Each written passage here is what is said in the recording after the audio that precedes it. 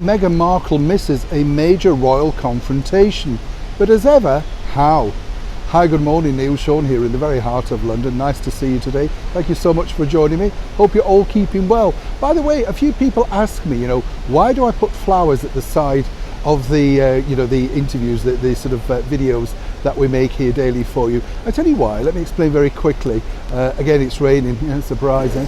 But the reason why is simply this: there's a lot of people that can't get out, they have mobility problems like our wonderful monarch, Queen Elizabeth II, and sometimes I see sort of flowers, sort of gardens, things like that when I'm moving around London, and think, oh, they look so pretty, so fresh. And I'm sure you'd agree, in these technological ways that you can now film things, it's incredible, isn't it, how they come to life. And I like to see nature. I think it's nice, I think it helps people, and more importantly, if you can't get out, and I know there's a lot of you can't, I just want to show you that there's life out there. And of course, even if you just get yourself to your window, open your the window or the door and let some fresh air in, we all feel better, don't we? I don't know if you find that. You make the effort sometimes, oh, I'm exhausted, but you get out and you feel a little bit better.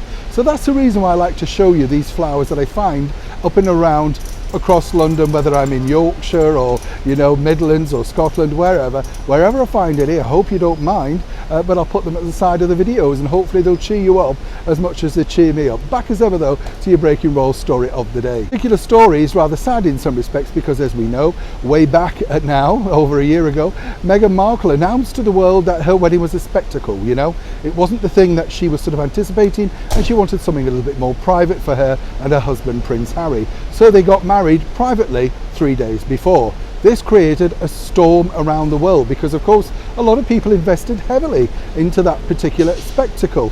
I did. I spent days at Windsor reporting on it, let me tell you. So what was interesting to note, of course, then, that the total embarrassment about it, seemingly didn't hit Meghan, because whichever way we look at it, and as ever we have to say allegedly, she must believe that she had a secret wedding, and that was put together for her by the Archbishop of Canterbury, Justin Welby.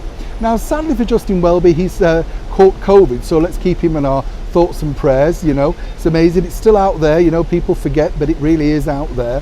Just be careful wherever you are. And he, of course, was going to be leading the service at St Paul's Cathedral, the Thanksgiving service in front of the monarch and the rest of the senior members of the British monarchy, of which I will be attending and reporting for you. But what's interesting to note, of course, there would have been a lineup, a thank you. Now, how embarrassing would that have been, because this would have been the very first time a face-to-face meeting between Meghan and Prince Harry when they made that alleged statement over the secret wedding. As we know, Justin Welby himself debunked the myth and said, well, no, that didn't take place. She must have been confused. Ever the gentleman. But either way, it does seem odd, doesn't it, that the gods do shine down upon Miss Markle, because whatever seemingly, for now at least, is thrown her way, it seems that she never has to face the music. And a lot of people were, let me tell you, highly disgusted by that comment, because they felt it was rather cruel to the people that, of course, really enjoyed such a wonderful day on glorious weather, not like today. As ever,